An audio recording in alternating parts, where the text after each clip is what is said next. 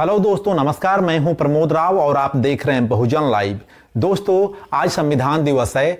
भारत का संविधान लिखे हुए अब 74 वर्ष हो चुके हैं। सम्मानित साथियों, 74 वर्ष बीत जाने के बाद और आजादी के 76 वर्ष बीत जाने के बाद परम पूज्य बाबा साहब अम्बेडकर की प्रतिमा बड़े संघर्षों के बाद अब जाकर के सुप्रीम कोर्ट, जो कि भारत की सबसे बड़ी न्यायिक व्यवस्था है, उसके परिसर में बाबा साहब के मूर्ति का अनावरण किया गया है। सम्मानित साथियों, दो खुशी हो गई। सबसे पहली, आज संविधान दिवस है और दूसरी खुशी ये है कि परम पूज्य बाबा साहब अम्बेडकर के मूर्ति का अनावरण सुप्रीम कोर्ट के परिसर में हो चुका है। दोस्तों, जो ये मूर्ति बनाई गई है, यह मूर्ति 7 फीट की है और जो उसका बेस बना है वो 3 फुट का है। टोटल यह मूर्ति 10 फीट की हो जाती है।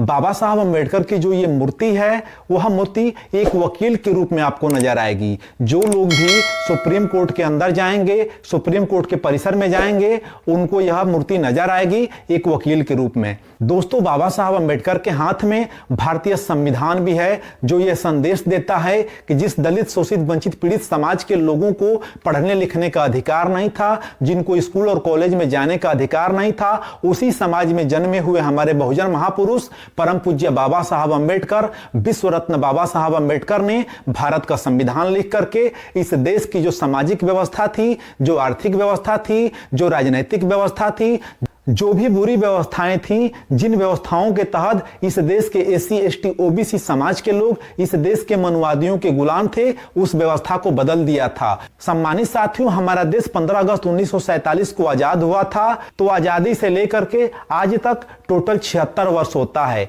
लेकिन भारत के आजाद होने के बाद 2 वर्षों बाद भारत का संविधान लिखा गया था, 26 नवंबर 1949 ईस्वी को। तो सम्मानित साथियों, भारतीय संविधान को लिखे हुए 74 वर्ष हो चुके हैं। दोस्तों, बाबा साहब अम्बेडकर की मूर्ति का जो अनावरण हुआ है, वह भारत की राष्ट्रपति, भारत का जो सर्वोच्च पद होता है राष्ट्रपति का होता है, तो जो हमारी राष्ट्रपति हैं द्रौपदी मुर्मू जी, उन्होंने बाबा साहब अम्बेडकर की प्रतिमा का अनावरण किया है। तो सम्मानित साथियों, इस खुशी के मौके को आप किस नजर से देखते हैं, कमेंट बॉक्स में कमेंट करके जरूर बताइएगा। वीडियो देखने के लिए आप सभी का बहुत बहुत धन्यवाद, बहुत बहुत आभार।